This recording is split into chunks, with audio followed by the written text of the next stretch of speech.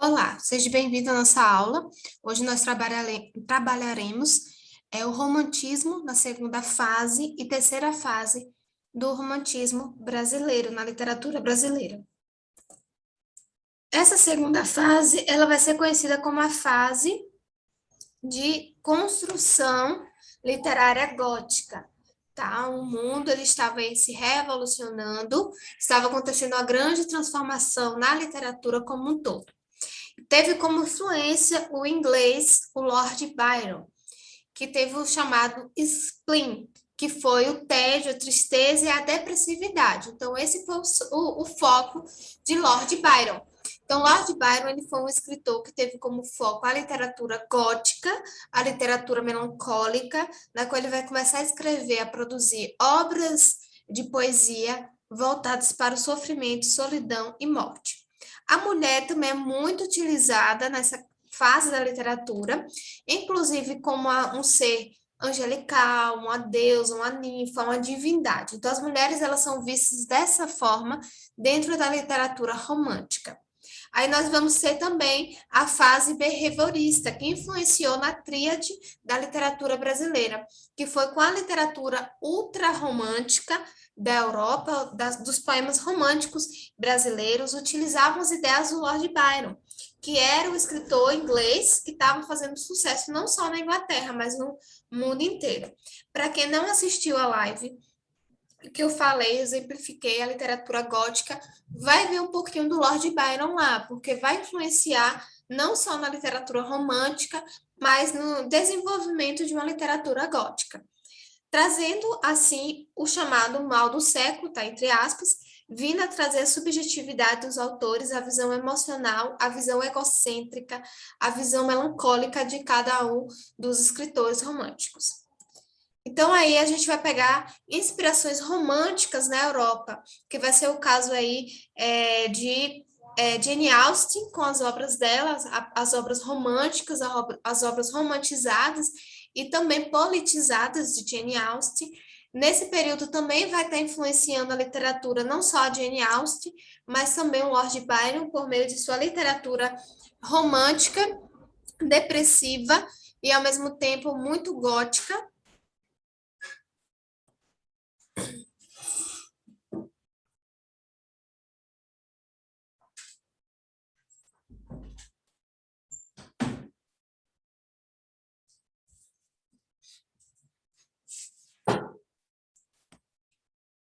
Opa, sai o slide aqui rapidinho. Então, como eu estava falando, ele vai ter grande influência dentro da literatura como um todo. Vai surgir nesse período, dentro da arte também, a literatura, a arte gótica, que vai ter como influência também o Lord Byron. Nesse período aí, o Lord Byron ele acaba se reunindo com intelectuais, ele acaba tirando ali umas férias de verão, junto com as pessoas que eram escritores, inclusive vai surgir aí novos escritores a partir dessa reunião que ele faz dentro de sua casa, na qual ele acaba buscando e trazendo um desafio para cada um. Ele desafia cada um dos moradores, cada um dos intelectuais que estão ali a criar algo novo, a criar uma obra inédita. E aí onde surge o Frankenstein, da Mary Shelley. A Mary Shelley, para quem não sabe, ela foi uma escritora que sofreu muito tabu, muito preconceito. A primeira edição do Prometheus Moderno, que é o Frankenstein, ela não escreveu com seu nome, foi escrito com dedicatório de seu pai, o nome de seu pai. Nessa segunda edição é que foi colocado o nome dela como autora da obra, e ela sofreu bastante, até porque ela era casada também com um escritor. E aí surgiu aquele tabu todo, dizendo que o marido dela tinha escrito a obra, mas não, ela ganhou, acaba vencendo aí, de certo modo, o desafio lançado por Lord Byron. Também vai surgir nesse período aí a literatura do Conde Drácula. Vai surgir a primeira obra do Conde Drácula que o Lord Byron ficou tão interessado que acabou dando a perna, passando a perna um dos seus melhores amigos para poder ganhar o foco e a notoriedade dentro da obra do o Drácula. Tá? Então, Lord Byron aí, ele vai ser um dos grandes influenciadores para que surja uma nova forma de literatura. Nesse período também romântico, vai surgir também a literatura de investigação. Vai surgir, vai aparecer aí agora um personagem importantíssimo, não só para a literatura, mas hoje em dia para os filmes e séries, que é o Sherlock Holmes. Então, hoje ele vai ser de grande influência também dentro da cultura pop, da cultura literária. O Fim do Sonho. Trouxe para vocês aí um exemplo clássico de que é uma poesia de influência de Lord Byron, uma poesia da fase romântica. Eu encontrei um túmulo, tirei o pó do rosto, senti a sua luz e me lembro do que conheço esse lugar. Eu encontrei um pássaro fechando os olhos uma vez e eu me pergunto se ela sonhou como eu.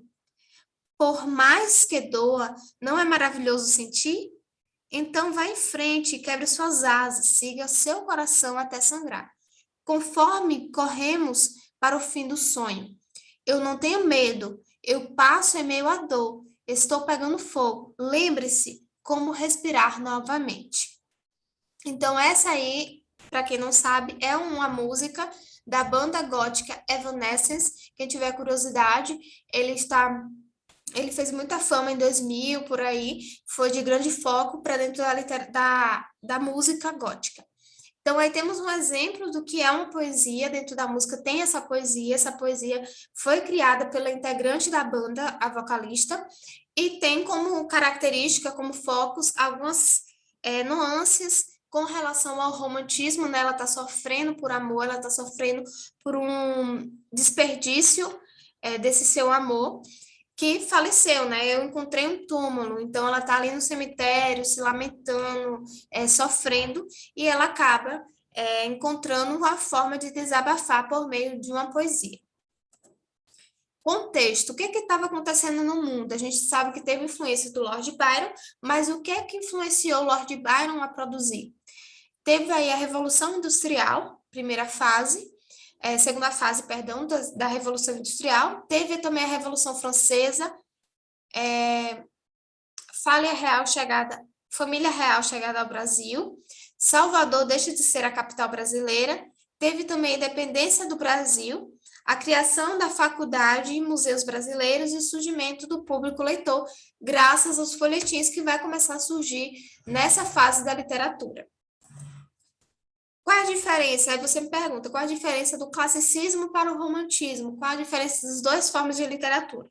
Bom, o classicismo, ele segue um padrão clássico, ele segue uma norma. Já no romantismo, esse modelo não acontece, ele não é seguido por uma norma, ele é uma coisa transformadora. O classicismo, ele é universal, ele vai pegar, abranger todo mundo. Só que o romântico, ele vai ser individual. Então, o romântico ele não vai ser para todos, ele vai ser individualista, ele vai ser o etnocentrismo, né? Então, vai ter o centro para si só.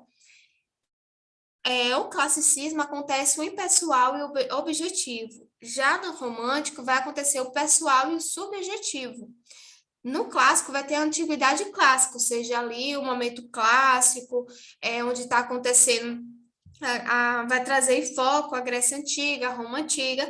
Já no romântico, não, ali está passando pela fase da Idade Média, voltando para o tempo medieval, voltando para aquele tempo onde o cristianismo predominava. Então, o romântico vai voltar ao passado, no período aí específico da Idade Média.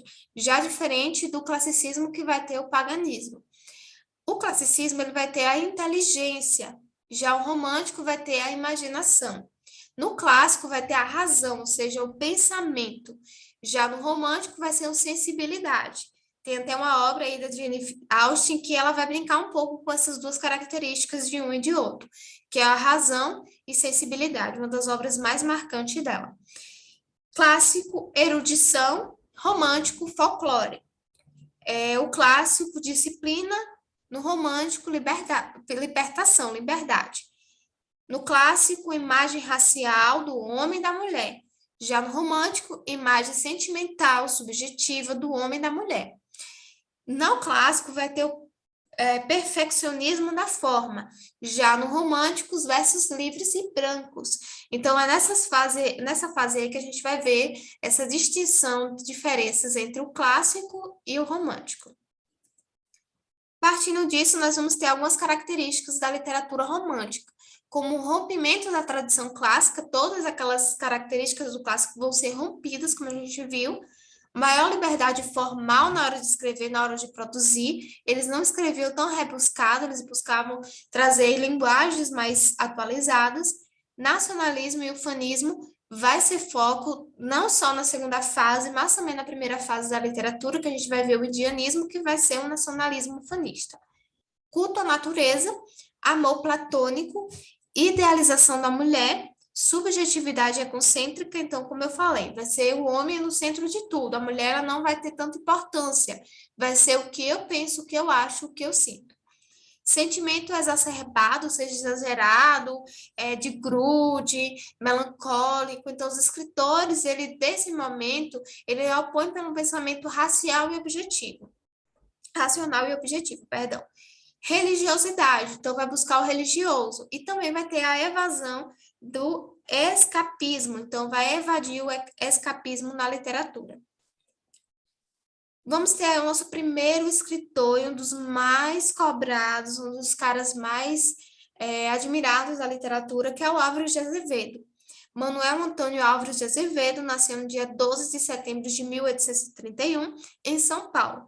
Ele matriculou-se no curso de Direito em 1848 e deu início à produção literária, ao passo que começou a sentir os primeiros sintomas de tuberculose. Ele morre, é um dos escritores que morre aos 20 anos, tem aí a Lira dos 20, que ele escreve, inclusive, por impulso, ele acaba morrendo nos 20 anos, e ele deixa essa obra, Lira dos 20 anos dele, para quem tiver interesse em ler a obra e conhecer um pouco mais sobre Álvares de Azevedo, tem na nossa biblioteca virtual, vou deixar o link aqui embaixo na descrição do nosso site, para você ter acesso a essa obra. Então, Álvares de Azevedo, ele vai morrer de tuberculose aos 20 anos, então ele acaba morrendo ali de amor, ele fala em todo momento na sua obra de amor, de sofrimento. Inclusive, ele também escreve outro livro que é muito importantíssimo, que é Noite na Taverna, que é uma obra muito legal, muito interessante. Lembranças de Morrer, é um poema dele. Se uma lágrima as pálpebras me inunda, se um suspiro nos seios treme ainda, é pela virgem que sonhei, que nunca aos lábios me encostei a face linda. Só tu, a mocidade senhora, do pálido poeta dessa flor. Se viveu, foi por ti, e ti esperança, de na vida gozar dos teus amores. Beijarei a verdade santa e nua, verei cristalizar-se o sonho amigo. Ó minha virgem dos errantes sonhos, filha do céu e do amar contigo, descanse em meu leito solitário, na floresta dos homens esquecida, à sombra de uma cruz, e escrevo nela, foi poeta, sonhou e amou na vida. Então, essa é uma obra, um poema dele bem importante, porque a vida dele foi baseada nessa obra. Ele tinha um amor que era impossível, era inalcançável, ele estava sofrendo porque não tinha aquele amor daquela moça, aquela moça bonita, virgem, que não poderia gozar do seu amor, e ele acaba morrendo e sendo esquecido de acordo com ele, e acaba escrevendo no túmulo ali junto da cruz, foi poeta, sonhou e amou na vida. Então, ele ali amou aquela moça, aquela jovem que não é identificada no poema. Cassimiro de Abreu. O Cassimiro de Abreu, ele foi um poeta brasileiro, autor da obra Meus 8 Anos, um dos poetas mais populares na literatura brasileira, destacado na segunda geração romântica. Em 1853 foi para Lisboa, foi nesse período que escreveu maior parte dos poemas de seu único livro, Primaveras, e patrono da da cadeira número 6 da Academia Brasileira de Letras. Então, Cassimiro de Abreu, ele foi um dos grandes poetas dessa fase aí, que falou do mesmo jeito que Álvares de Azevedo sobre amor, sobre o desespero, sobre a angústia. Temos aí Meus 8 Anos, uma das obras mais importantes, se não a mais marcante desse escritor. Oh, que saudade que tenho da aurora da minha vida, da minha infância querida, que aos anos não trazem mais que amor, que sonho, que flores. Naquelas tardes fageiras, à sombra das bananeiras, debaixo dos laranjais. Como não belos os dias do despuntar da existência, respira a alma inocência, como perfume de flores. O mar é lago e sereno, o céu um manto azulado, o mundo um sonho dourado, a vida um hino de amor. Então a gente percebe que é um poema voltado para alguém, ele está chamando alguém, a atenção de alguém, para falar que ele ama aquela pessoa, que ele tem um sentimento por aquela mulher, né, por aquele indivíduo. Tem também outra obra dele que é Minha Terra. Todos cantam sua terra, também vou cantar a minha. Nas debês cordas da lira, hei de fazê-la rainha, hei de dar-lhe a realeza, nesse trono de beleza, em que a mão das natureza esmerou enquanto tinha. Tem tantas belezas, tantas a minha terra natal, que nem a sonha um poeta e nem canta um mortal. Então, Minha Terra aí, ele fez a referência à Minha Terra de outro poema, né? Minha Terra tem palmeiras, onde canta o sabiá, tá? As aves que aqui conjeiam não conjeiam como lá. Esse poema, ele foi de referência. Então, aí a gente tem um exemplo bem clássico de intertextualidade presente nesse poema específico desse escritor. Fagundes Varela morreu com a morte do seu filho, mais tarde de sua esposa, em 1966, Fagundes casa-se com a prima, que é a Maria Belisária, de Brito Lambert, como que teve 3 filhos, porém um deles morreu prematuramente. Dedicou-se à literatura, e qual nota-se refletindo sua tristeza, angústia da vida. Com isso, entrega-se à boemia e falece em Niterói no dia 18 de fevereiro de 1875, com 34 anos, vítima de apoplexia, que é um acidente vascular cerebral. Então, ele perde seu filho aí no ano de 1875, vítima de uma apoplexia, que é um acidente vascular cerebral, ou seja, um AVC, e ele acaba trazendo para dentro da poesia essa angústia dele, esse desespero, essa solidão que ele está sentindo no momento da perda do filho. Coloquei aí esse poema que ele faz em homenagem ao seu filho. Meu filho, com a morte do meu filho e mais tarde da sua esposa, Fagundes casa-se com sua prima, Maria Belisária de Brito Lambert, com quem tenho 3 filhos, porém um deles morreu prematuramente. Dedicou-se à literatura, a qual nota-se refletindo sua tristeza e angústia da vida. Com isso, entrega-se à boemia e falece em Niterói. Em fevereiro de 1985, com 34 anos, vítima de apoplexia. Vamos ter também Junqueira Freire. Luiz José Junqueira Freire nasceu em Salvador no dia 31 de dezembro de 1872, levado pelo forte desejo de se dedicar à vida religiosa, ingressa no mosteiro de São Bento em 1850, com apenas 18 anos de idade. E em 1852 já lesionava. Em 1853, abandona o mosteiro e recolhe-se em casa, onde escreve sua autobiografia, que é chamada Inspiração do Claustros, em 1855. E ele morre também jovem, aos 22 anos, também vítima de tuberculose. Então, aí ele entra para a lista dos escritores dos 20, né, as liras dos 20 anos. Então, ele vai falar sobre mosteiro, ele vai falar sobre religiosidade em si. Características. As principais características dessa fase também foi conhecida como geração byroniana, né? Como a gente viu. Quais são as características de todos esses escritores, além daquelas características clássicas do romantismo dentro da literatura deles? Nós encontramos aí o pessimismo, melancolia, subjetivismo, egocentrismo, saudosismo e sentimentalismo. Essas são as características primordiais desses escritores em específico. Temos aí o soneto. Arda de raiva contra mim a intriga, morra de dor a inveja insaciável, destile seu veneno detestável, a vil calúnia, perfida inimiga.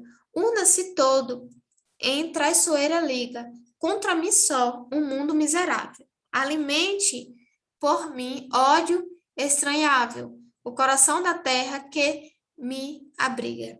Sei, rime da vaidade dos humanos, sei, desprezo um nome não preciso, sei, insulta um cálculo insano. Durmo feliz sobre o suave riso de um dos lábios de uma mulher gentil, ufanos, e mais que os homens são desprezo e piso.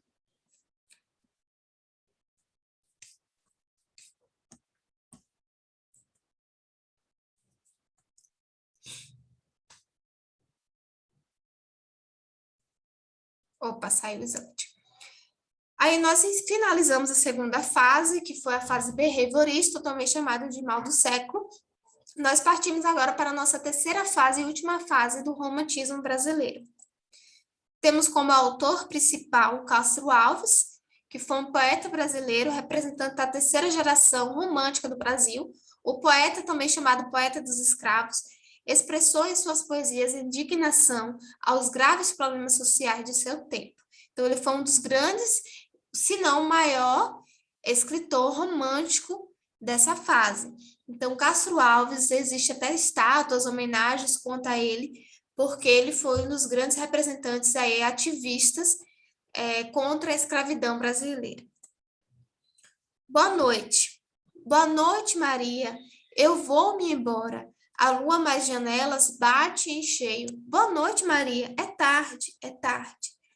Não me apertes assim contra o teu seio. Boa noite. E tu dizes boa noite. Mas não digas assim por entre beijos. Mas não me digas descobrir no peito. Mar de amor, onde vagam meus desejos. Julieta do céu, ouve a calhandra, já romorogeira o canto da matina. Tu dizes que eu menti? Pois foi mentira. Quem cantou foi teu hálito, divina. Se a estrela da alva, os derradeiros raios, derrama no jardim do Capuleto. Eu direi que, esquecendo de alvorada, é noite ainda em teus cabelos pretos. A noite ainda brilha na cambraia. Desmanchado o roupão, a espádua nua. O globo do teu peito, entre os ardinhos, como entre os nevos das balouras das luas. À noite, pois, durmamos, Julieta, recebendo a alcova ao trescalar das flores. Fechemos sobre nós essas cortinas. São as asas dos arcanjos dos amores, a flaucha luz da elabrastina lembrança. Lambe voluptuosa os teus contornos. Parece que está xingando a gente, mas não é bem assim. Ele está fazendo uma referência ao William Shakespeare, na sua obra Romeu e Julieta, né? Ele vai citar aí Julieta, ele começa citando Maria, mas ele muda Maria para Julieta. E de Julieta, ele vai falando ali como se ele fosse o Romeu da Julieta. Então, é meio que uma interligação a Shakespeare. Também temos outra característica que é quando ele fala derrama dos jardins dos Capuleto. Então, para quem não leu, não teve acesso à obra Romeu e Julieta, não vai compreender de primeira, mas a família de rixa, né, de briga, é os Capuletos, que é a família de Julieta. Então, ele faz essa referência aí aos Capuletos. Navio Negreiros. Era um sonho dantesco e tombadilho, que dá às luzernas avermelhadas o brilho, em sangue e se banha, tinir de ferro, estalar de açoite, legião de homens negros como a noite, horrendos a dançar, negras mulheres suspendendo as tetas, magras crianças cujas bocas pretas regam o sangue das mães. Outras moças, mais nuas e espantadas, no turbilhão do espectros arrastradas, em ânsia de mágoas vãs. Então, aí a gente percebe a referência aos navios negreiros, né? A exportação, a transportação de negros escravos dentro do território. Ele está falando uma condição, né? As crianças sugavam as mães negras, para poder ver se tinha leite. Elas estavam tão magras, tão desnutridas, tão abatidas, que elas não tinham leite para dar. Então, aí começou a fazer essa referência, né? Estalar do açoite. Então, tinha as marcas dos açoites, né, dos castigos que os senhores faziam com eles. Então, é meio que uma onda de protesto aí nessa poesia, nesse poema aí de Castro Alves. Temos também o Sousa André.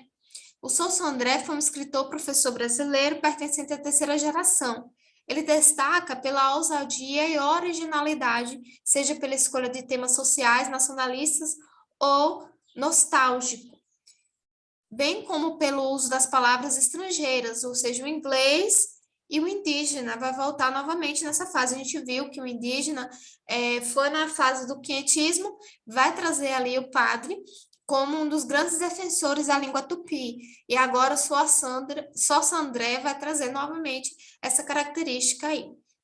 E de um neologismo, que a gente vai trabalhar bastante lá na frente, o neologismo, com relação a Graciliano Ramos. Ele vai utilizar o neologismo como sua característica principal. Embora suas obras apresentem traços da segunda e da terceira geração romântica, estudiosos afirmam que há a presença de elementos modernos, que é o caso aí do neologismo, que é utilizado por Guimarães Rosa. Harpa de Ouro. Entre os astros sagrados, montes felizes, asilo da paixão, por jardins, sonoras fontes, e virginal um coração, vibrando aos claros horizontes, e encantado a etérea soidão. Quis ser enxergar primeirinha, a glória do lar, a tudo dispor, para onde vinha, sem dizer, e onde as encontrar. Fé por sugestão, que adivinha a alma, que espera. Hei de a. Então, percebe-se aí, né, as características também do formalismo, também a nova linguagem, que é o neologismo, vai ser presente aí. E a gente finaliza aí a nossa aula sobre a literatura romântica, sua segunda e terceira fase. A gente viu que na primeira fase vai ter ali a referência de Lord Byron e vai ter a influência também da solidão, do desespero da cultura gótica, né, da literatura gótica em si. Já nessa segunda fase, agora, na terceira fase, a gente já vai ver o ufanismo, vai trazer também questões de ativismo, de pessoas lutarem pelos direitos dos negros naquela época. Então, aí eu espero que eu tenha contribuído para o seu conhecimento e a gente se vê na próxima aula, que já é falando sobre o realismo brasileiro. Vamos ver aí Machado de Assis, escritores bem interessantes.